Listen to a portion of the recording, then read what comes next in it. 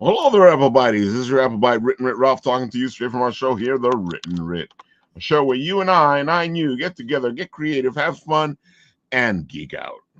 All right. Oh, yeah.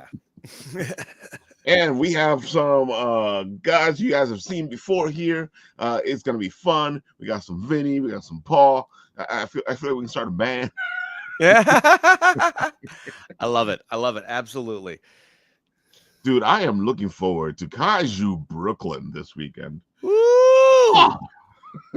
Oh, boy. It is going to be a great time. I feel like I've been waiting all year for this. The moment, we got done with Kaiju Brooklyn 2, yeah, I got to go. Like you, I did my own coverage video, and I immediately circled back with John and been like, Robo 7, who organized the whole thing, be like, how can I be involved? How can I get my bullshit in your bullshit? It was the best way to kind of phrase it, right? And thank God I happened to work for the only, let me just say it again, the only kaiju giant monster wrestling promotion, fighting promotion, event promotion out there in the world. It's just a match made in heaven. It's absolute kiss. There we go. There, full screen there. Boom. We got the book. We got the DVD. It's absolute match made in heaven. And we can't have a ring. We can't have a full battle, a full fighto there at Kaiju Brooklyn yet. But, we'll be doing a panel. I'll be hosting the Kaiju Big Battle 30-year anniversary panel, which I'm stoked about. I will be joining the absolutely lovely, amazingly talented Ames Taco for the Tokyo Bronx cosplay contest to help her host that. I say help her because I have no clue what I'm doing. I know how to host monsters. I don't know how to host actual people. I'm awkward around them. And then, you're bringing up the images right now. It's a perfect lead-in because we've got not just one, but two events in the world of Kaiju Big Battle happening. First, June 28th, and I'm going to have to double-check myself on all these dates because I don't have everything memorized. June 28th. That one I do know because it's my birthday weekend. We will be at the Monster Factory, just right outside. I think I always get it wrong. Right outside Philly, in Camden, New Jersey. We'll be right there. Oh, there's my beautiful mug. At the Monster Factory for Battle of the Gargantuae. It will be truly Gargantuae indeed. And then in July 6th. Oh, God, that one's going to hurt me for not having this stuff down.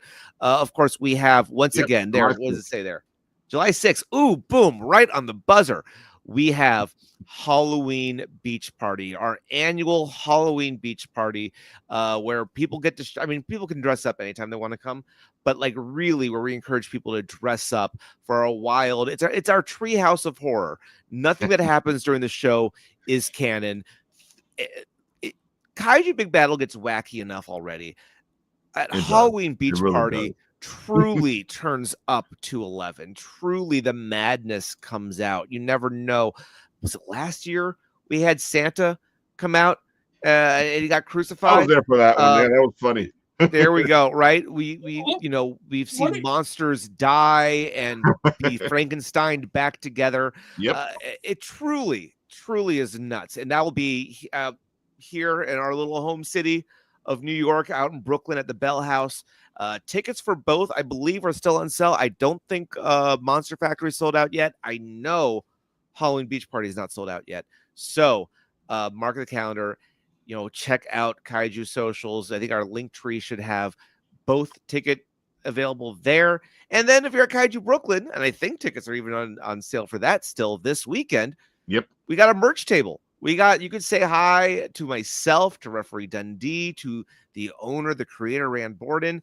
Just talk to us about Kaiju, because we all, we do this because we all grew up on Godzilla, grew up on Biollante, on Anguirus, like all the faves, right? Like, this is the stuff we love.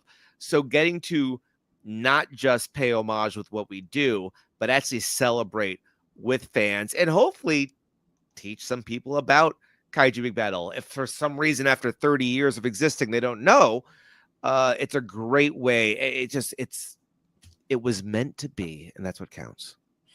I gotta say, I think the first time I was introduced to this was on G4. Yeah. Yeah, G4. No, that was a. What is this? it was so. I think it was so wild. What I get. Obviously, I wasn't with the company at the time then, but I've heard the stories from both sides. Actually, at my previous day job, I worked very closely with some people who used to work at G4 and the brief, short-lived resurgence of the channel. That's true. And that action block, it was a great boom period for both companies. I think Kaiju really had its footing there. I think though the world of sort of goofier independent wrestling was a very different place there. I say wrestling. We're not wrestling. We're more of like a stage show. And I say that because most of our fans aren't wrestling fans. Most of our fans are Kaiju fans, are sci-fi nerds, are hipsters who are looking for an IPA. Like it's a different environment. If you think you know wrestling, you haven't seen a goddamn thing yet. I was gonna say you might get scouts from WWE coming there, don't you think? I don't know. I mean, honestly, they have their ID program right now, and they would be fools not to. Sure, you have The Rock. Sure, you have John Cena. Sure, you've had Stone Cold Steve Austin, but at no point have you ever had American Beetle standing in that ring amongst that crowd. If you think that the names I gave out were over, then you've never seen Silver Potato off the top rope. You've never watched someone get booed like Dr. Cube gets booed. You've never seen Hell Monkey pull out that hot sauce, see Los Pantanos dance their way around the arena. Like, truly, they make John Cena look like Crash Holly. I'm just saying. It's absolutely wild. WWE scouts, you don't know what you're missing. If you've got 2 eyes, a heart, and 2 legs to get yourself to the Bell House, you better get yourself over there and sign these monsters up. Yep. This is amazing. I love it. Oh, yeah. And, if you can't make it to those shows, I can't guarantee for sure we don't do it at every show, but most shows we do stream to our YouTube. So we do have usually full shows. If you can't make it, you can go ahead and watch the live stream. It's nothing like being there in person, but it still allows you to get a little bit of taste if you aren't sure what you're walking into. Is there a particular city that they like to stage and destroy? Ooh. Ring? Though, I mean, in the one we're in, it is simply just a, when you were in the Bell House, you're not looking at a fake city. You're looking at the existing Brooklyn, existing New York, through the magic that the Kaiju Regulatory Commission has been able to build up with, thank God, that they make sure we stage these miles away from the Bell House so that we don't kill the people who actually matter, those that pay for our merch. It's important. So, yeah, I mean, no city is safe when Kaiju Big Battle rolls into town. My only comment is I think if you make the buildings a little smaller, that'll make the monsters look even bigger, which is kind of cool. I mean, that's true. That's a valid point.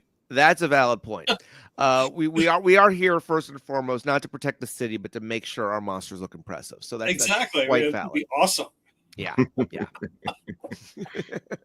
Dude, this has to be seen in person. I went to see this one here. Went to see this one here, and that was the 30th anniversary show. Absolutely. Oh my god, it was incredible. That's the one you're talking about where Santa Claus showed up. Oh, actually, no. So that was what I'm talking about. But Santa Claus did show up for that. It was a kind of a callback for the year, because at that one, Santa Claus not only shows up to try to make the save, but absolutely whiffed it and knocked me out for about 3 minutes. Absolutely whacked me with a sack and knocked me in my back. I almost missed the remainder of the main event. No, what I'm talking about before is at Halloween Beach Party, Santa actually came out to antagonize the people because we wanted to celebrate Halloween, and he was sitting there saying, "No, it's time for Christmas," which is wild. As a Jew, I took major offense to that. Wait a minute. I have to stop you, Vinny. Wait, when you got knocked out, were you a spectator or were you actually performing in the ring? I mean, what happened? Oh, I'm announcing. I'm announcing. Yeah, and you got knocked out? Yeah. Tell me what happened. I got to know what happened. I mean, look. If I remember correctly, and you'll have to forgive me because CT is a bitch. I believe it was Unicorn Party taking on Dr. Q. I want to say it was Dr. Cube. I could be wrong. It was definitely Cube and his posse was there for sure. Oh, they were there. Absolutely nuts. They were causing a lot of chaos. I mean, the posse comes out. They come out in droves, and it was like 1 versus 16 in that moment. There were kaiju we hadn't seen in years that are part of the posse that made their way out there, and things were looking pretty dire for Unicorn Party. So we had a hero come in here and there to try to even the odds, but it was looking pretty bad. And so one of the heroes that came out, normally not a hero at Kaiju Big Battle, but was Santa, who came running through it. And the people were excited. He came out with a kendo stick and his sack and was ready to rule house. Unfortunately, he missed absolutely everyone except me. And from that point on, I can't tell you necessarily what happened. I was out for a bit, but from watching the footage back, I understand that he was promptly taken out by Cube's posse shortly thereafter. But I will say, in the end, a lot of very important things happened, including the appearance of Sky Deviler. The prophecy had foretold this creature would grow up to be the greatest kaiju fighter of all time, and we hadn't seen her in quite some time. She finally came back and absolutely destroyed things. We saw the arrival of Midori 2000, who granted the wish. That's a whole thing I'm glossing over right now, where we had a giant dragon come in and give the winner of the tournament a wish to change everything. That all happened. but I mean, truthfully, it was truly one of the greatest nights to remember. And as I said, that sounds absolutely insane, like I'm having a fever dream, like the CT is recurring again. Let me just tell you, that is nothing compared to what we have in store for the next 30 years. I think if you film these in black and white, I think you'd give Tojo a run for their money. Oh, God, yeah. Oh, God, yeah. Screw it. No, I'll say if we film them, we just go 24 frames per second. We'll give Universal a run for their money. Screw that. Oh my gosh. Whatever the fuck a Mudo is. Okay. It was such a blast, man. I gotta say, man, just watching you guys do your thing, watching you do the hosting, dude, it's an event and a half. People should go check it out. It's right there in Brooklyn. Yeah, it's not that far. No, it's not. It's not. Bell House is easy to get to. It's a great venue. They've been good for us. We've, I mean, you take a step back in kayfabe here for a second, but like, we've sold the spot out. Yeah. Since I've been with the organization, I've only been there for about 2.5 years now, doing this. So I'm relatively new on the scene compared to others. But like, we've been selling out the Bell House since before I've been there.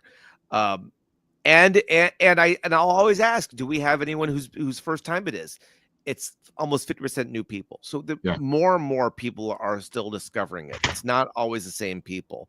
I mean, and I hear it from friends of mine who are just like, hey, can you get me tickets? Because they sold out again. And like, people want to see it.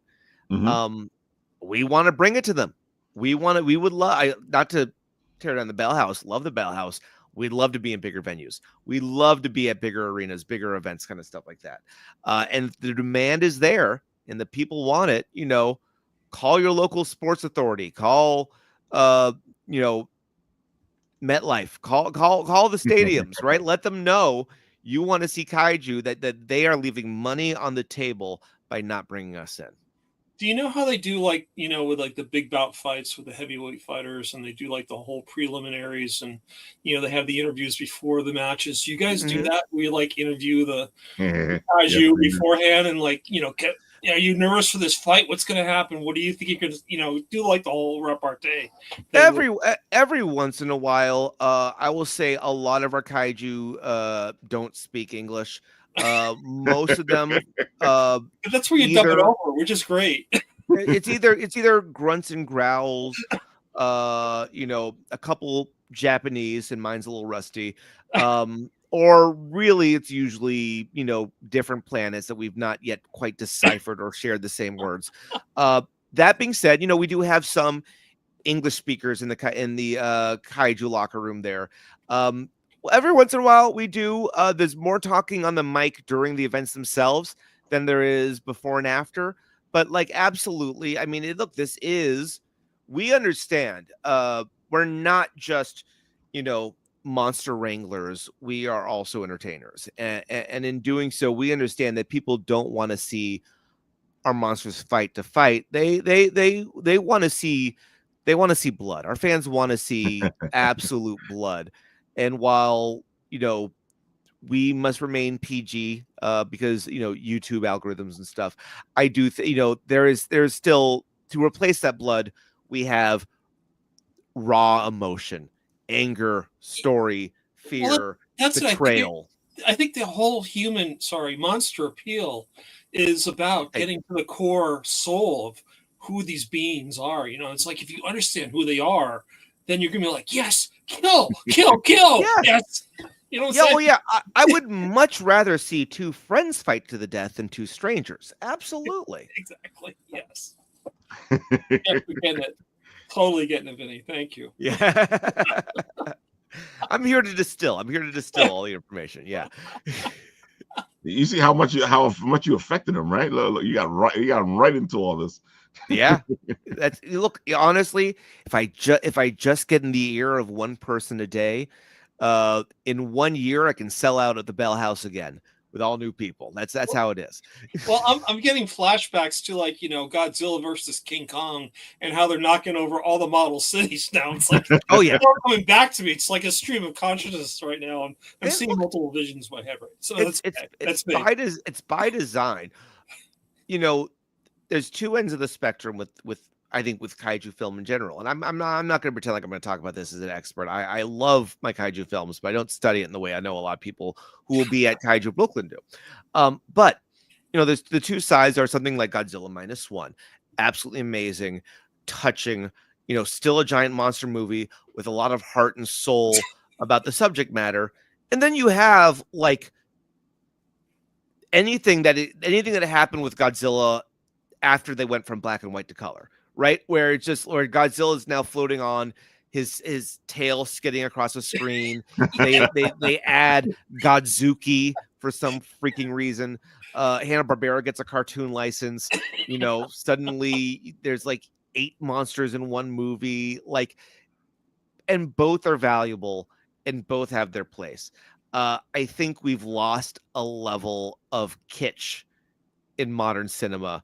And really, I think we've lost a level of cringe to, say what the kids say these days in media across the board. I saw a great article about how people are how there's a generation of people who are growing up without cringe, without how to say it, because everything's being watched. They could never let themselves go. They are always on. So they're always aware of how they appear.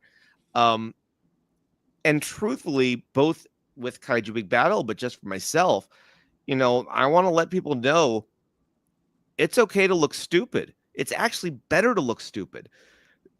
Looking stupid is more entertaining. And if you want to entertain people, if you look stupid, you're doing something right. That's kind of the lesson, right? That's Like, true. you know, no one's giving me a job when I dress like this, but you dress for the job you want, not the job you have. So like, there you go. It's, you know, be stupid because stupid is original. Cool is mainstream. And if everyone else is doing cool, then how are you really going to stand out? Exactly. And I feel like you've made the whole thing into what you like and what you do, because you know, on top of all this, you know, you've turned yourself into this personality with the video games, and you do so much, bro. And it's just like I do too watching much. 80s. I do too much. Thank God for medication. I do too much and I have a lot of anxiety about that. Oh my God. Oh, dude, you know, how do you keep yourself, not even how do you keep yourself busy? How do you do it all? Poorly. I mean, yeah, look, like I'll be honest. So, you know, I'm actually going to be sharing this soon across socials and stuff, but like I recently got myself, you know, I little background, I used to work for WWE as a video producer. And Yeah. so that job, especially with where I was in that, which was the senior producer and team lead for their gaming channel, Up Up Down Down. Amazing experience. If I was in my 20s, I would still be there now. I am 40, and I'll be honest, like with a kid, wife and a kid, I can't be afforded to flying off to bumfuck nowhere Yeah. on 2 days notice, right? Like that's the primary reason for leaving.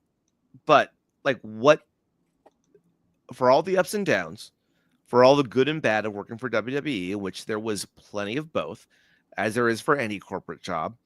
The one thing that company does, because of how fast they move and how much they do, and all the different hands their pots are in, and all the multitasking that everyone from top to bottom has to do, it truly prepares you to do everything, and to both be proactive but flexible.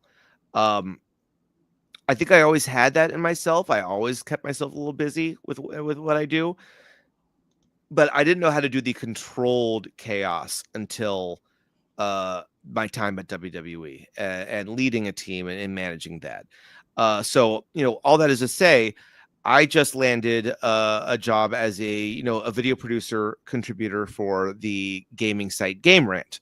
So I Nice. will be doing video for GameRant.com uh, as a freelancer, contributing to their work as well as everything else I'm doing. So I was just having a panic attack with my wife earlier about, oh God, how am I going to get everything done? Because I still have trivia that I'm hosting on 2 different days at Kaiju Brooklyn that I need Yep. to wrap up. I still have the panel that I need to kind of review my notes for that I'm going to be getting ready to host. And oh yeah, I have no content film for next week for my own personal channel, the Bizarcade. So like, you know, I don't know how I'm doing it because I'm kind of not. But thank God for Notion as a workspace for me to track everything. Thank God for a level of organization. And I don't know. Honestly, there's 2 things. When an idea pops in my brain, 2 things can happen. It can get buried deep or it can get done. And more often than not, I choose to get it done. And it leads to a lot of late nights. It leads to a lot of gray hairs, which is why I'm always coloring mine. And maybe I could learn to say no to a thing or two, but that's a future Noah problem. I think you and I are cut the same cloth, Vinny. I think if you come to the realization that 8 hours sleep a night is BS, I tend to prefer sequences of naps every like 3 hours, and then I'm good. I can like go all day. I'm like Kramer from the Seinfeld episode where I only need to sleep really 20 minutes a day, and I'm good. So that's smart. So I have a 2-year-old, and for me, it was one of those things where like, oh great, on the weekends he goes down for like a 2-hour nap middle of the day. I could go ahead and get stuff done. Perfect. You know what I do now? I just nap with him. I just drop him in my bed. Me and him both nap. And honestly, it's kind of been great. Do I get anything done that day? No, but it's the best recharge I have for the rest of the week. I was just at a networking event yesterday. Didn't get home till midnight. I'm on this now, and it's it's already nearly 11 o'clock. Yeah, exactly. And then I'm probably going to be going to the Kaiju Brooklyn VIP party, and I'll probably be sticking around for other stuff. And my calendar next week is looking busy. God, I don't know. I don't know how to do. I'm too old for this shit. I have a face of a youngin', but I'm too old for this shit. I can't do this. I thought I left this behind in college. Look at it that way. So, huh? You're only as young as you feel. So if you're feeling good, then don't worry about your age. You get by. Oh, I'm feeling like shit. Are you kidding me? I can't touch my toes when I bend over. Like, no. That goes without saying. I mean, yeah, right. I'm grunting when I get off the couch still. Like, yeah, I'm definitely as old as I feel. I feel it every single morning. We took like a day off on Monday. I didn't have a show, and it just felt really weird. And I'm sitting there going, I should be on the air. What the hell? So I get you guys. I feel like that's why I like you guys so much, is because we're all cut from the same cloth here. Nobody's sleeping. No one's sleeping. No, sleep is for the dead. Exactly. Sleep when I'm dead. Right. Dude, I gotta say though, this is just a lot, but I love what you're doing, because it kind of it's unique. It's not something that you're seeing other people do, Yeah, even with this 80s nostalgia happening right now, you're still like in another place when it comes to what you're doing. For me, it's funny because I have a lot of inspirations from. I feel like my inspirations from the 80s, and this is someone who's born in the 80s, right? So like I kind of experienced it, but not really. But my inspiration for the 80s, I don't think always matched up with most people's thought of what 80s is, right? You think 80s, you think of new wave, you think of Flock of Seagulls, you're going for Scarface, big shoulder pads, that kind of stuff. Yeah. And there is some of that. But my dad was a surfer in the Bay Area. He was always kind of like, even to now, he's always had his like Rolling Stone magazine subscription, so like he's been kind of in the know in that field. But like I grew up on a lot of surf music. I grew up on a lot of Stray Cats and Elvis Costello.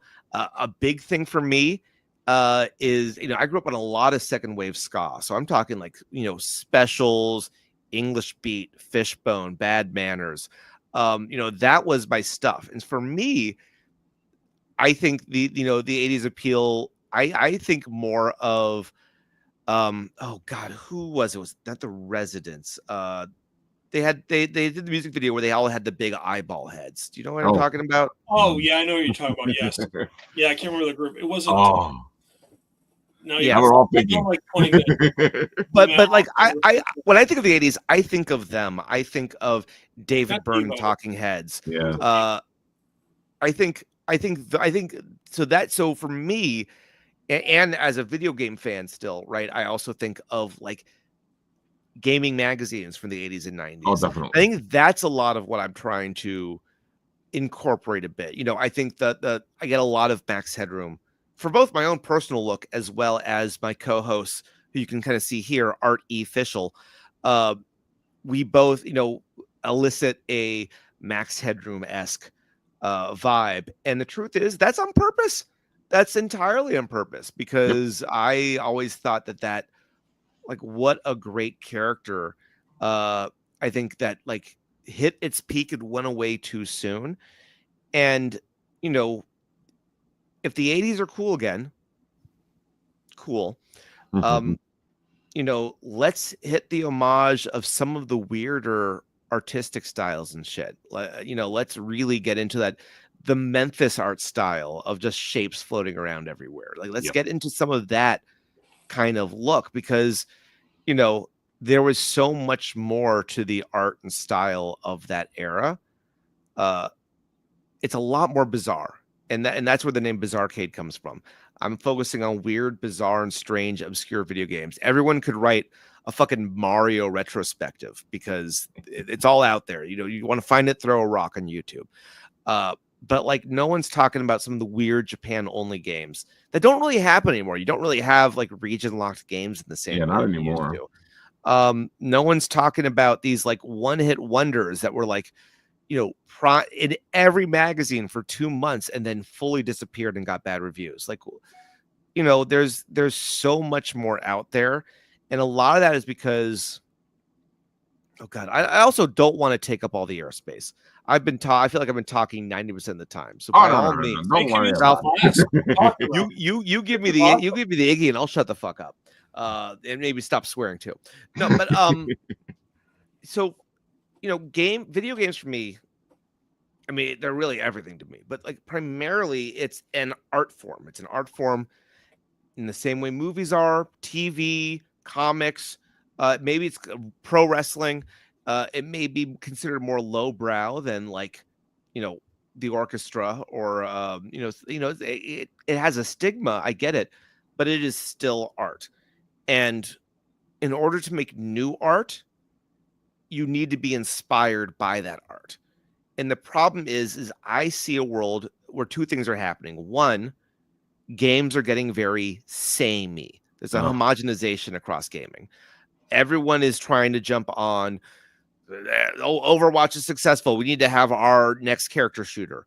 Oh, Call of Duty is successful. We need our wartime game. Oh, Fortnite is successful. We need our battle royale, right? Like it. Companies, kind of like what I said with movies earlier, and I don't remember, we weren't recording then, in the green room, was that like people are afraid of doing new things. And that's a little scary to me. So that's happening in the industry. At the same time, games are getting more expensive. Systems are getting more expensive. And so what that means is there are more people who will not be able to access this art form because you do need proper equipment to do so. Meaning the only people who are accessing it are typically rich people that look like me. And the industry has had enough of that. We don't need more. I mean, I don't want to gatekeep cis white people from being involved in the gaming industry. Please, the more the merrier. But we also don't want it to be just that.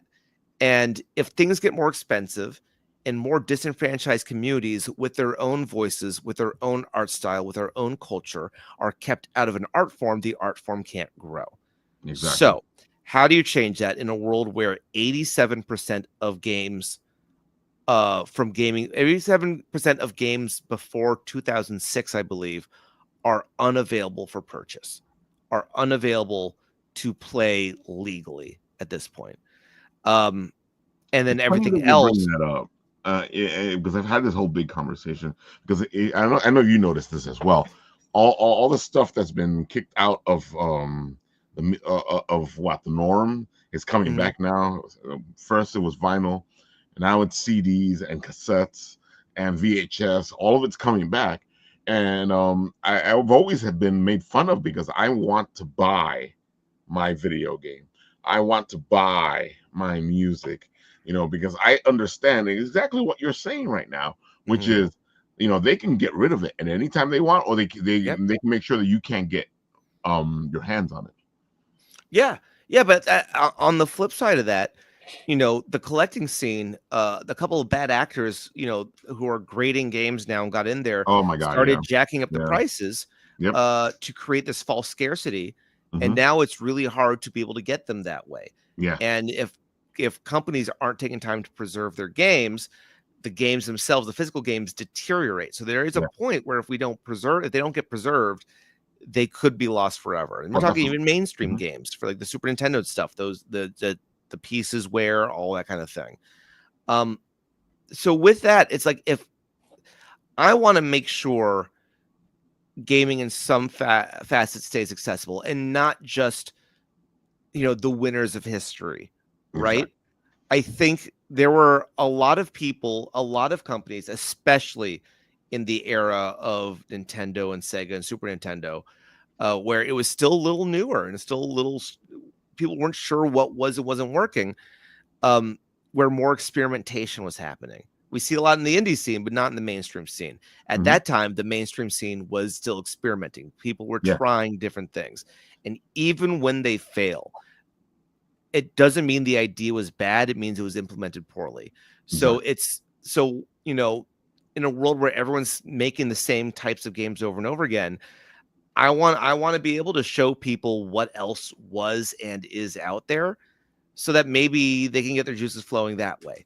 Or they discover that, like, oh, Mortal Kombat was just made in somebody's garage with some cameras, and it was just stitching together photos basically to make that. Okay, I can't necessarily do that, but I have cheaper access to tools now than they did. And I can learn that, and can learn Unreal or 2D Fighter Maker or these various things. There's just and people have. I discovered a game called Dong Dong Never Die, which is a Chinese fighting game. It is super bootleg, but made in the Mortal Kombat style, but got this huge following. And now I have it in my monthly gaming tournament, and it's absolutely wild because it was just a bunch of fighting game fans in some part of China who are just like, let's give this a shot. And it became this sort of underground hit. Like, this stuff just happens. And, I find the history and the tech of gaming important, but more than anything, I find the culture and the art side of it. And I think it's worth a lot of gaming history channels analyze it from a historical and a technical point of view. I would much rather my channel looks at gaming more like English class than biology. Well, it's history. It is. It's history. I mean, it's so ingrained into our culture. I think people just finally came to realize with the whole MCU universe and DC and capitalizing on all these comic books that were supposed to be geeky, 25 years ago, but now they're cool. And it's just like, it's a cultural thing. It's always been a cultural thing. It goes back to the 40s, with Dick Tracy and, all those comics and Peanuts and everything. It's all part of our culture, and to overlook it and to dismiss it as being like a sub art, art form is just, that's not fair. It's such a culture. It's such a part of our culture. It shouldn't be overlooked anymore. It really shouldn't. No, it shouldn't. It's no different than telling stories on parchment. It's just a different medium of telling those stories. And in 200 years, these things will be studied about how they influence our culture from an archaeological standpoint. Like, that is true, because that's that's how time works. Yeah. So, I'd rather. I don't know. I feel like if somebody learns about a new, I love when someone learns about a new game from me, a game they never heard of that has long since been dormant. And I always hope that it gets people thinking about what they can do and what they can create, both in gaming but also in their own storytelling. What can they be inspired by from their own webcomics and their own books and movies and artistic projects?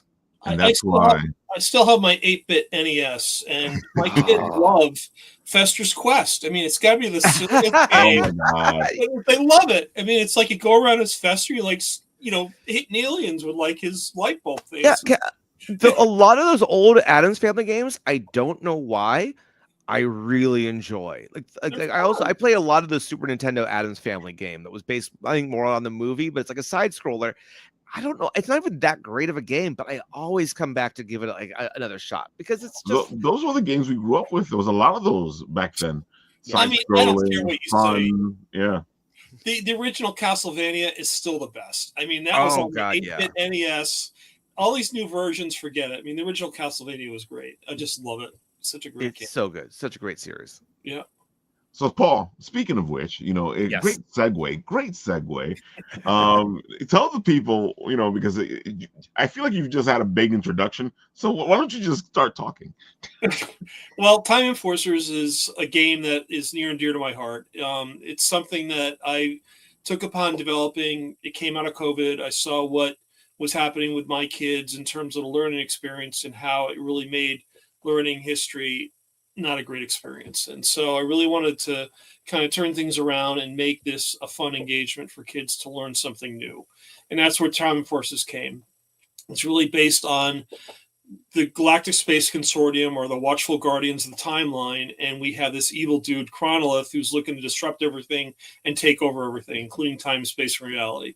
So the Time Enforcers are the Guardians, and each game that I'm developing is an episode. The first episode takes place in feudal Japan, and our Time Enforcer agent, Kaizen, goes to task to try and find out what's disturbing the timeline, and that's where we meet up with Chronolith and his minions of doom. And so, that being said, I really want to make each of these games an episode that focuses on a specific character from history. Feudal Japan is the first episode. The second episode that I'm working on now deals with Amelia Earhart and her background, but I'm also introducing a couple of new characters as well with the second episode. That's going to be Detective Nico Time, who's going to be voice acted by Rafael Tavares, as well as nice. Yes, I'm going to get him to do some voiceover very soon. And then we're introducing a new character, Togo, who is a sled dog who ran the Alaskan Serum Run in 1925. So really, the whole point is to introduce kids to history, make it something that's going to spur their curiosity to want to learn more. And that's really the premise behind what Time Enforcers is all about. Aside from being a fun RPG and an interactive digital comic, and also a trivia game, because you got to figure out what the answers are to go through the game, and that's where you learn. That's where the learning history aspect comes into play. So this is something, like I said, is near and dear to my heart. I love working on it. I just don't have enough time and means to get it done quicker than I am. That's my problem right now. So I can't work enough on this game. My wife is chastising me. She doesn't see me anymore because I'm in my office. You know? But I love it. It's just such the struggle of the artist. Like, I totally get it. Yeah. I just love it. It's so much fun. And actually researching this stuff has been something that's I didn't realize that I would love doing. I mean, I'm finding characters in history that I never knew about. Other people may have, but I think for the most point, people don't. One of the characters I found for episode 3, his name is Benjamin Banneker, who is actually, he lived during the colonial times. He knew Thomas Jefferson. He was an African-American, and he invented the first wooden clock in the colonies. And I said, this is like Kismet. When I found this out, I said, this guy's a time enforcer from get-go. I just love it. He also surveyed the scene for the site for Washington, D.C., so he's actually a surveyor.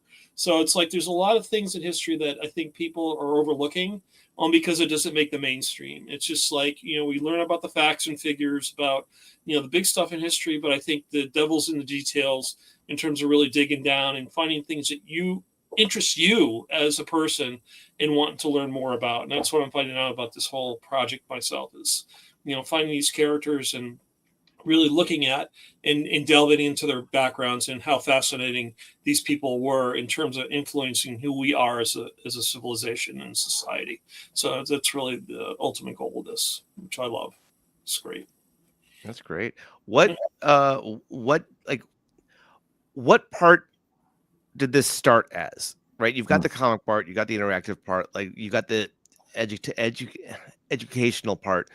Like, was the idea to always kind of be this sort of amalgam here, or like did you start with like I want to make sort of edutainment? What is that edutainment? Like, how did you go about that? I always get very curious about how people begin projects because it's always such a blank slate you're starting with. Yeah, I mean, it came out of COVID. I went through history learning with my son in COVID, and it was tough for educators. It was tough for students. I mean, it was a horrible experience. And I loved history growing up as a kid. I mean, I could not get enough of history. I love the Civil War. I loved, the whole Middle Ages. But in order to do that, I had to go to the library and find this stuff out. There was no internet.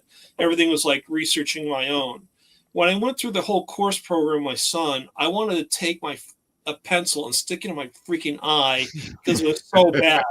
I'm saying to myself, there's got to be a better way to teach kids and make them interested because my son was turned off about it, and it was a Civil War. Who does not like the Civil War? Yeah. What's going on there? And what was happening with the battles? And I keep watching these shows.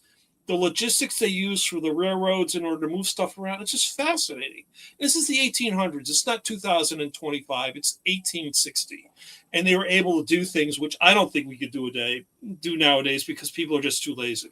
It's just like, it was incredible what they were doing on the battlefield in terms of the technology and how they advanced, warfare. That's besides the point. But it's just, what people did back in those times to address a problem they need to tackle was just, I think, really is the whole premise behind what makes history so fascinating.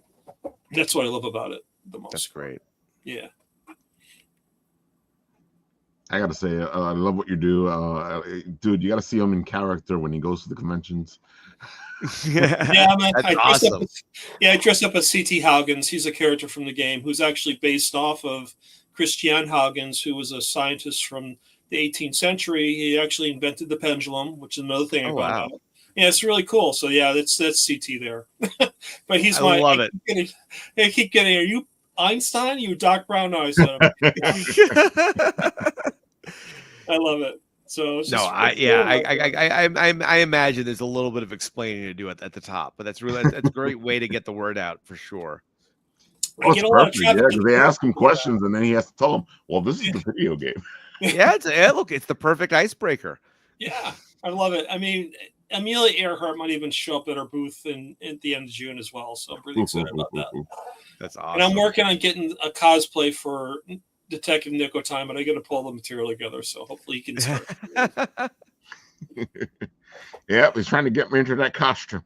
That'd be amazing. I think it'll be great. Amazing.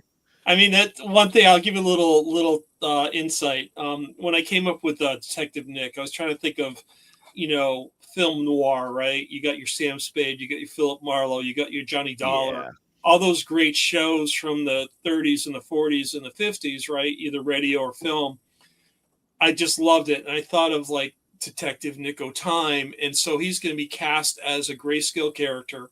He's going to have this device called the Gumshoe Debilitator. So basically it's a magnifying glass that shoots out globs of bubble gum to incapacitate enemies who can run away. Okay, because it's a non-violent game, right? So anyway, I got to make it as possible. But anyway, anything he touches that's in color is going to turn to black and white. So it's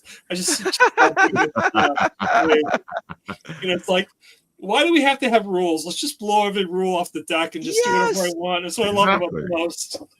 No, 1,000%. People can get so bogged down with that, with I guess logistics. But truth is, it's just like, I don't know. If you shouldn't ask yourself why does this happen. You had to ask yourself why shouldn't this happen? Exactly. Why not? Especially if it's related to time. Who cares about the time stream? It's just like, let's screw everything up and see what happens because of that. This is fun about it, Well, like Vinny was saying, it's the winners that dictate what happens. So who's to know what we haven't seen or didn't happen, or maybe it happened. There are always more stories to tell. Yeah. And that's what I love about this whole premise, because I looked at history as an aspect, right? But with each episode, history is infinite. I mean, you can go back to any civilization, any time. And the way I look at it, I think I get the perfect business model, because I'm not wanting for content. And content is always the killer. I don't care if it's Destiny, if it's Modern Warfare. They just can't create enough original content. I got it, man. I got the canvas for it. And history is the best canvas for this, because I can create anything I want. And there's so much source material for this. I'm not going to be lacking for it at all. So it's going to be great. That's what I love about it. Hell yeah. Yeah. Yeah, folks, video games, do them now. Come on, it's the best time. It's $2 on the App Store. It's like it takes between a half hour to hour to play. I'm not looking for a month and a half. Believe me, a month and a half would be $60, but $2, no big deal. I've wasted more money on Dunkin' Donuts than I did on this app, so it's okay. So let me ask you this: what games inspired you? Not necessarily for this project, but just in general. What games have spoken to you in such a way to kind of put you on this path? I think because of the diversity of the gameplay between the role-playing game, the interactive comic, and then the trivia, I think Link was huge, like the original Link, going back to NES. I have to say Destiny was big, because I'm big for cinematics. I love this telling of a story, and the only way to tell a story in my mind is to do an interactive comic. And that's why when you look at it, I did it for two reasons. My wife is an educator. She's also a learning specialist. I wanted to make this appeal for kids who don't necessarily have, a high reading level. It's meant to be approachable to players of any reading level. So that's why it's just not the voices talking on screen. You actually have word and thought balloons going on, so you can actually see the words, hear the words at the same time, and then the characters are animated, so they're moving. So you get this multi-dimensional experience in terms of engaging the player. So that's from the story aspect of it, which I thought was very important, was to make this approachable for pretty much anyone. And really, like, the age group is 9 to 11, but I'm much older than 11 years old. I love it. But for kids that are younger, I really looked at this almost being like a storybook that parents can play with their kids. You know, I played plenty of video games with my kids sitting in my lap playing Dragon Age. Right. They still remember that. You know, it's like, that's what I love. It's a storytelling, not only just the playing the game, but also the story behind it. And that's what I really love about creating this game, is like enhancing the story, developing these characters, and then throwing in little tidbits of like what could happen next, not realizing what it is. So that's what makes it really interesting for me. So that's great. Yeah. That's exactly what it should be. You know, I feel like we're in a day and age now where, you know, it's easier to do things that we would have taken so much to do before, like comics, video games, filming your own stuff. It's so much easier to do it now than it was to do it just 10 years ago. Oh, I agree. I mean, I'm using different game engines to develop this. I mean, I had to learn the code from start. I mean, I've always been like a website developer, but never a programming language guy. So I said, if I'm going to do this, I've got to learn how to program language. And that's what I did with C#. And now I'm working with GD script. It's just, you know, learning this stuff is great. And really applying it is even better, because now I get to see, wow, this is really cool. I'm creating something more than just a comic book. I'm actually creating an interactive game, which I find really cool as an accomplishment for myself as a professional, which I like. I like challenges, and the bigger the challenge, the bigger I can surmount it, the more satisfaction I get from it in the end. That's what I love about it the most. So that's great. Yeah. And so to your point, yeah, it's not even just the tools are more accessible, but the education is also more accessible, right? Like, the joke is always just look it up on YouTube, but like the truth is that you can, if you have, and I think, you know, we as artists sometimes don't give ourselves a credit here on this. If you have the discipline to sit down and learn the skill, then you could really accomplish a lot with very little, because there's so many resources now compared to what they used to be. Oh, believe me, I'm accomplishing a lot with very little myself. There you go. About that, man. It's just blood, sweat, and tears. But that's the other thing behind this. It's like, I really want to make this, you know, a non-judgmental experience. I'm looking at all my sources in terms of the historical references are all from reputable sites, the things that I've sourced out. I'm not a historian, but I look at researching history and making sure that I'm conveying the right information. And that's why anything that's in the game has been sourced out. I provide all the references to it. So if you want to go back and learn about Samurai Warriors, I've got like 6 or 7 sites for that alone that you can reference, you know, either Britannica or History Channel, wherever that may be. If the kids are interested in it and they want to do more research on their own, it's right there. They can easily find it. It's really easy to do. So beautiful. Yeah. So Vinny, the question then is, have you ever considered, because I see what you do with your little videos and stuff like that, and I can see that there's like a video game direction that you could go in, but have you ever considered doing your own video game? I have ideas. I don't think I have patience. I mean, yeah, the truth is, I think I would love to be involved from I mean, the same way I'm with video, like a production standpoint. Right. I would love to be top level. I don't think I have the interest so much in the actual day-to-day coding. You know, and I'm like this in my marriage too. Me and my wife joke about how she's the CFO and I'm the CCO. She's the chief financial officer. I'm the chief creative officer, and that's kind of where the roles are. Like, I definitely. And it's such the cop out to walk into a business with a bunch of STEM geeks and people say like, I've got creative vision, you guys make it happen. It feels kind of dickish. But I mean, yeah, I think everyone who loves games always dreams about it in some way. Definitely. I think I really enjoy though being a facilitator more than I think I would be getting my hands dirty. Like I love the conceptualization phase. I love bringing a team together and kind of shaping a bigger picture item. But I also like when I get to work with people who are far more talented than me, who really know their shit, to make something. I think maybe it's because I'm a child of divorce, but I love doing theater because it was a team effort. I love playing Dungeons and Dragons because it was a team effort. I also love both those things again because I was a child of divorce. But like, I don't think that's unrelated. I think because of that, the idea of found family, the idea of a come together, of group accomplishing something as a unit. I don't know. I've never been.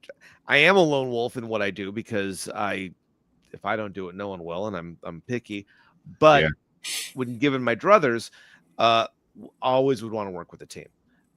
So I would always love to partner with somebody in the future to do stuff. But I don't think I'd ever, to jump in, Paul, like you're doing, and build something like this on your own, and grow this thing and be doing these multiple chapters. Like, hats. I can't wear a hat because it'd mess up my hair, but hats off to you.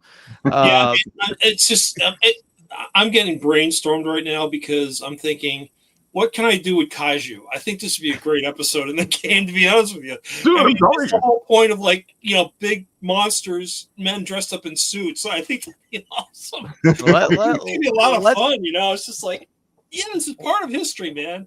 I mean, let's talk about it. Paul, are you in the New York area? I live in Jersey, yeah. Okay, cool. Oh, Jersey, even better. Let me see if I can get you out to a show. Check out the show.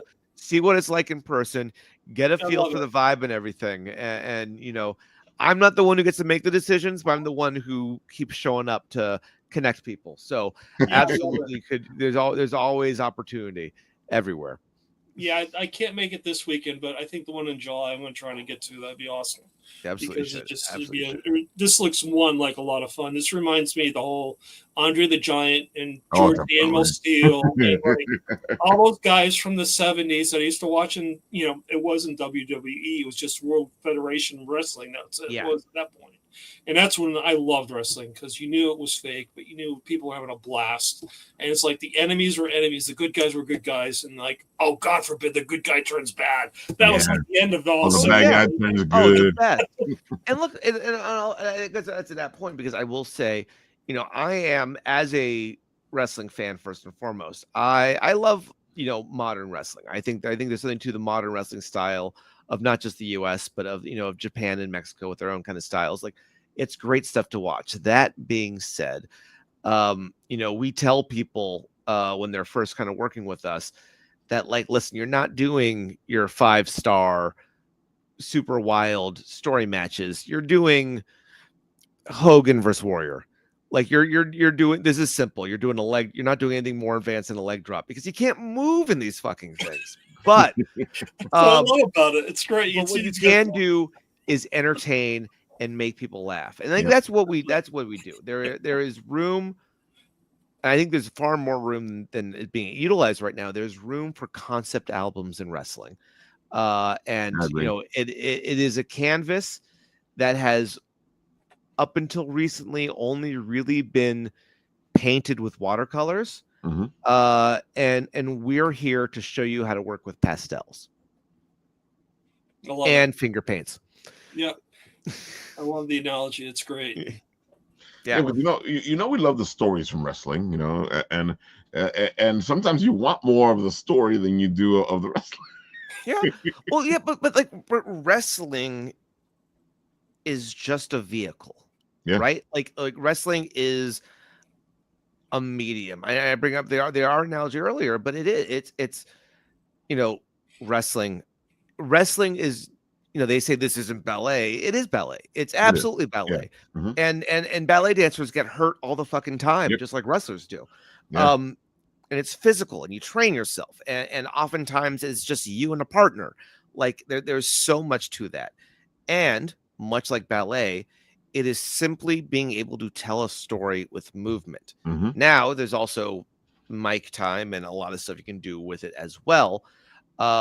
But to that point, imagine if every ballet you saw was just some variation of the Nutcracker. Like that would do a disservice to the art of ballet, or the art of dance in general, which is so widely varied. Why can't professional wrestling be the same way? I agree. There's no reason not to, except that people are a little afraid to go back to the top. People are afraid to look stupid, especially in wrestling. People are afraid to look stupid. Oh, definitely. And I'm here to tell people, too late. It's a stupid looking art form. That's half the fun. Embrace the stupid, or go the other way. Really embrace some factor that is not being embraced. I think there's actually room for concept albums in all art mediums. I just happen to work in one that is especially meta.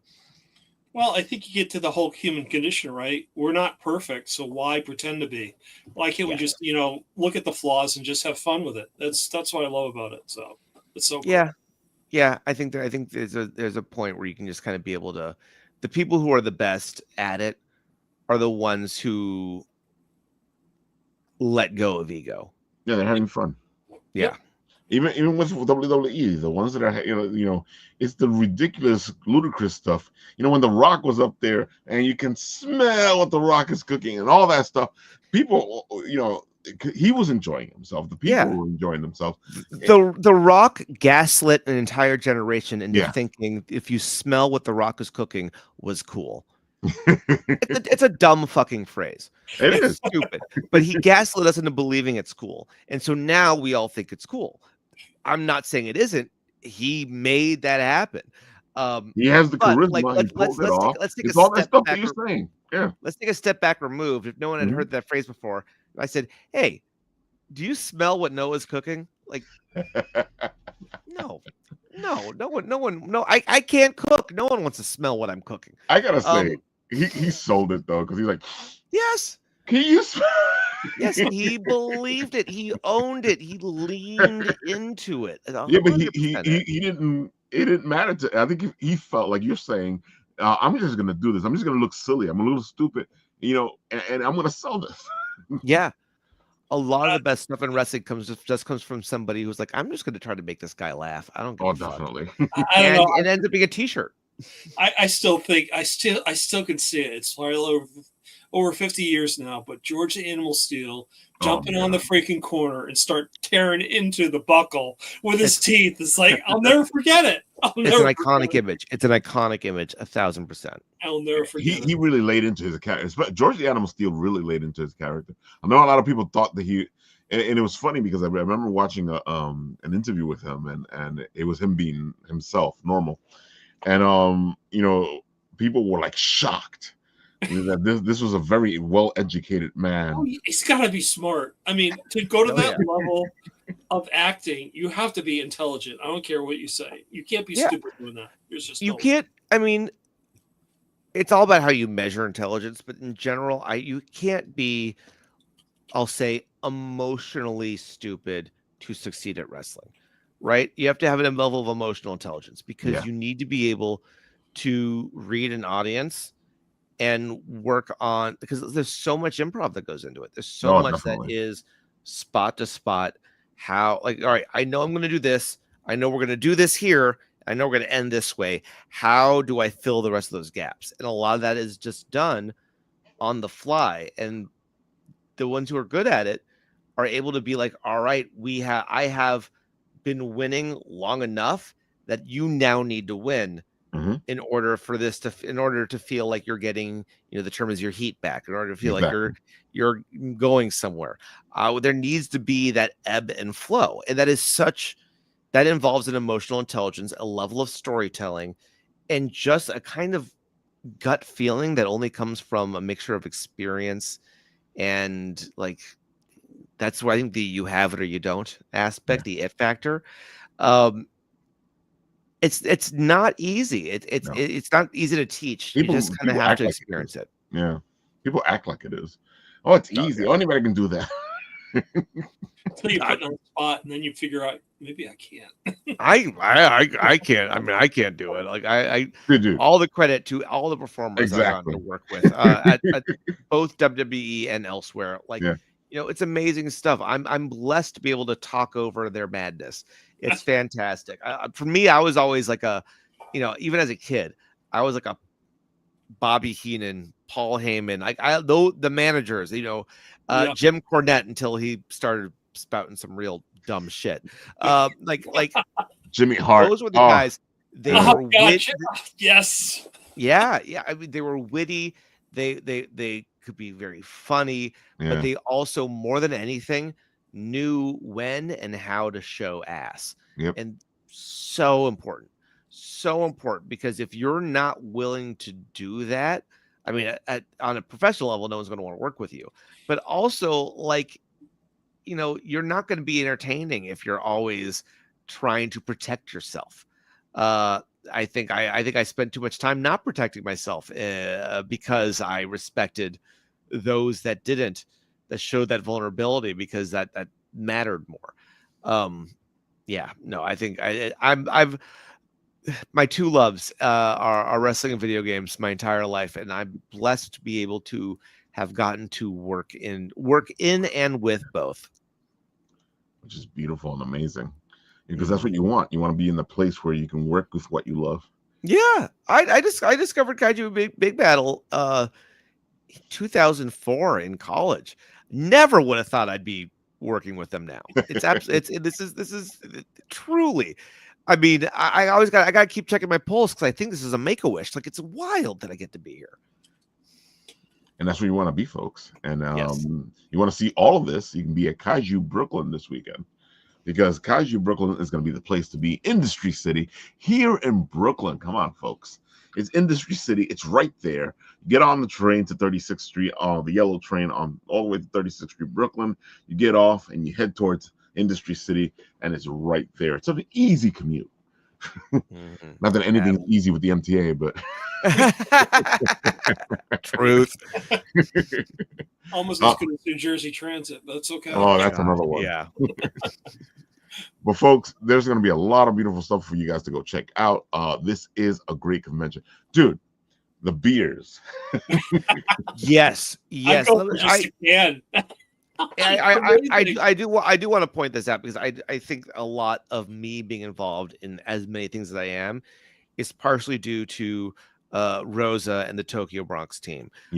Tokyo Bronx, on top of everything that Robo 7 and BK1 are doing, the Tokyo Bronx crew have been killing it. They did this partnership between the Con and Gun Hill Brewery, the custom cans and like art contests to create a design for the various beers that are going to be sold there for the event. I'm going to do the two different on both days. I'm doing bar style trivia, kaiju trivia, and they're gonna be taking over. I believe they're taking over the brewery with their kaiju lounge that'll have musical performances and cosplay and karaoke. Tokyo Bronx is managing the cosplay contest. It's being sponsored by St. Mark's Comics. Like, they, as much as I feel like I'm plastered all over this thing, for hell, like, Tokyo Bronx is killing it with their involvement here. And I think it's going to be, for them alone and just getting to hang out with all the stuff they're doing, it's going to be an absolute blast, let alone the vendors, the panels, Industry City in general, and the amazing community. It's a good place. It's a fun place to be when there isn't a con. Exactly. Right? Dude, all this stuff at the same time, it is just wow. And I gotta say, Tokyo Bronx is like kicked it up a notch with Kaiju Brooklyn to make this an experience and a half. Yes, 1000%. And you're right there, you can see. That's the Bizarrecade logo. Me as my real life self hosting bar trivia, kaiju trivia, we'll say. I'm after I get out of this, I'm wrapping up my questions too. I gotta get this locked in. I will say, I used to host bar trivia for about 3 years or so was a blast. Love doing it. So I know what I'm doing from that perspective, and I love my kaiju movies. I can't. There might be a couple easy ones in there just to make sure somebody gets a points, but I'll be honest, I'm trying to stump people. I'm trying to really stump people. But you know how these kaiju people are, that they know they're monsters. I hope so. I hope so, because I'm throwing in, I'm throwing a little video game stuff from kaiju games. I'm throwing in movies, TV, cartoon. Like, listen, I'm going to make sure that people feel bad about themselves for getting stuff wrong. That is my goal as a trivia host. You think you could stump me? You probably can, but I'm going to stump you too. Have you guys seen the rehearsal yet on Max? I want to. I heard it's so good. Oh, my son introduced it to me this weekend. It's so hysterical. The whole first episode is about bar trivia. It's so great. It's so funny.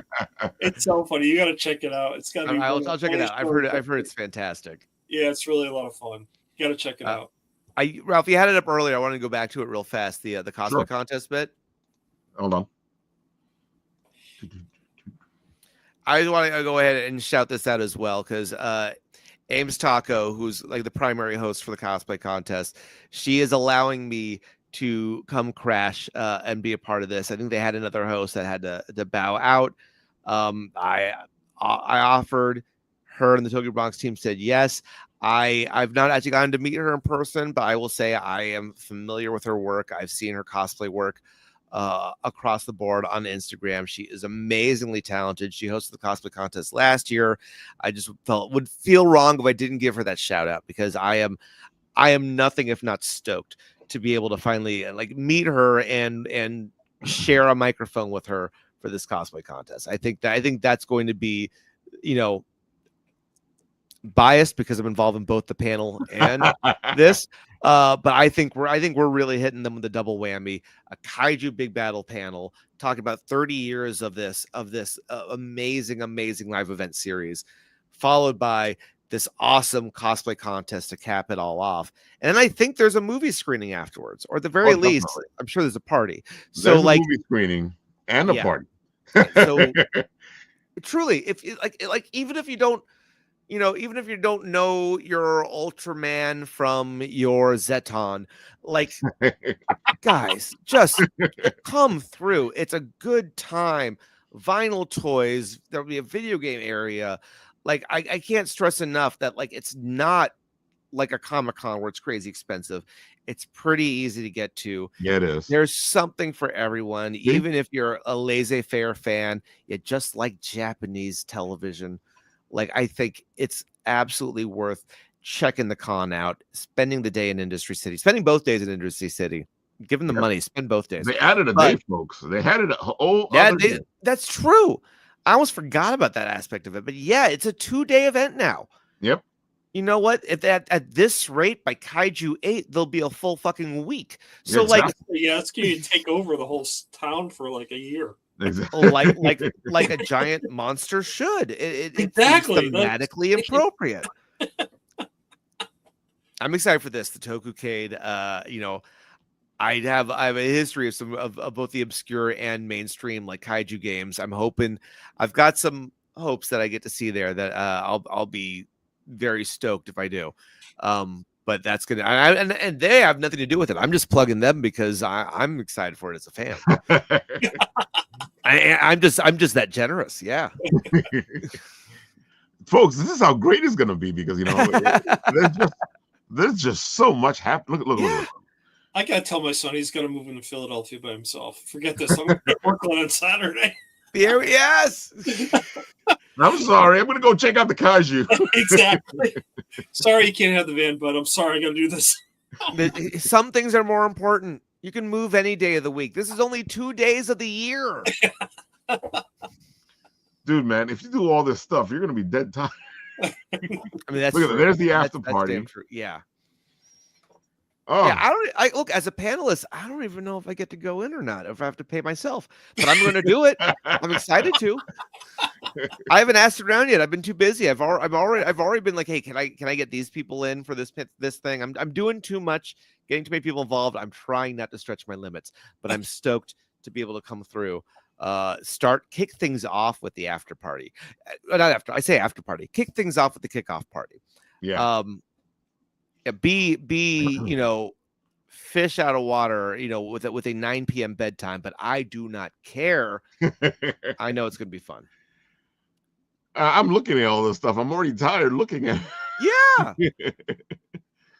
I'm exhausted. It's a new space. You think you're tired? Imagine how Robo 7 feels. Dude, Robo 7 and PK1, those guys. Yeah. Last time I talked to him, he was just like exhausted. I think I saw him at oh my god, it was at Bix, the Brooklyn Independent Comic Show. Yeah. Yeah, I mean, he was like all there, like and explaining the thing. I did an interview with him about the whole thing, and dude, folks, just go. Wow. Go check this out, man. I'll be honest. The email correspondence I've been back and forth just to go over logistics and stuff. That man's so tired. Even his email looks like it's sweating. Like he's working so hard to make this happen. And look at all this beautiful stuff, folks. Look, we're not even showing tattoos. Everything. Someone's gonna be tattooing there. Yep. I'm truly debating it. I don't have the money, but I'm like really thinking about it. You're gonna have some great vendors. You're gonna have some great events. You're gonna have there's just gonna be so much stuff happening. Yeah, and it's and like I keep going on about this. The thing is, it's really just a great community. It is. My first one was last time. I've always been a fan, but I've never really been part of. And like I've done the Kaiju big battle stuff, but I've never been directly a part of the fan community. And I've done PAX, I've done New York Comic Con, I've done the big conventions, right? Those are overwhelming. Those are a lot. You show up, everything is there, and you're just kind of like dazed, confused. And if you're like me, you get hit with that like social anxiety of just so much going on. But Kaiju Brooklyn is not that. At least not yet. Well, they're doing a good job so far. Yeah. But like people are just cool and happy to talk, and because it's so niche and so niched down, you just end up in this great friendly community and environment where people just want to talk to you about this stuff. If you don't know your ass from your elbow, like they want to teach you, they want to bring you in, they want to show, every nerd wants to show what weird obscure thing they have that no one else has ever heard of, because at best it's a status symbol. At worst, you just made a friend who also knows that weird, obscure thing. It's a win-win. People want that. People want new people to come in. And even if you're not going to be a diehard fan, just discover Kaiju. I talked to Andres back when I was doing the interview stuff. He's great. His comic is awesome. Yeah, I put him up. We both have interviewed him. Yes. We both have interviewed him. Amazing story. Truly adding this, Latin American aspect to the Kaiju story in his comics. It's a different approach. It's what I was talking with wrestling, what I'm talking about with video games. It's a different approach and a different cultural story to a medium we don't always get to see, to a genre we don't always get to see. Yep. And because of that, it grows the fandom exponentially. It makes it more accessible because we are hearing more stories and not the same stories. All the credit in the world to Kaiju Noir. I think that, I hope people get inspired by him to bring their cultures and their stories into their fandoms, to feel like there was a place in Kaiju comics, in giant mecha storytelling for not just American and Japanese stories, but for your story as well. Like that's what I hope to see in video games. That's what I hope to see in all fandoms across the board. Completely agree. And that's why, folks, you should go check out this beautiful convention. It's been extended to 2 days. It's Saturday. It's Sunday. It's the late night parties. It's the pre-parties. Folks, you can watch a couple of Kaiju movies. You can get some great beer. I'm feeling hungover just looking at it. Shoot. It's a no sleep event. I tell you, you're not getting any sleep for this event. No, God, no. I got a 2-year-old. I'm not getting sleep anyway. Even if I go home, I'm getting any sleep. Right. Damned if I do, damned if I don't. Yeah, I remember those 2-year-old days. And yeah, you don't get any sleep. No. All right, man. Oh, folks, that's all the stuff that you guys got to go check out. You know, Vinny's going to be there. I'm going to be there. And Paul's going to ditch his kid to be there. I'm going to ditch my kid to be there. Paul's going now, right? Paul and his homeless kid will show up absolutely, like, ready to party. And my wife will kill me. It's all right. So, folks, me and Vinny will be there this weekend. Kaiju Brooklyn, Tokyo Bronx, Robo 7. Dude, I just love this convention. There's so much we can say. We'll be here all night if we keep talking. Likewise, Paul. This is great. We should talk more. We'll get in touch about bringing you out to a kaiju show for sure. I definitely want to go. You've got my interest. Yeah, Paul would have a blast there. Yeah. I mean, I will take video and like throw it on my social media. I might even get the ring and have Professor Haugens get thrown around, but that's okay. Show up in costume. That'd be great. Honestly. We encourage it. We want more costumes. I can see it now. The professor there with the wrestlers, the kaiju. The professor and the doctor. I've broken too many bones in my life. I don't know if it'll happen, but it's okay. All right, folks.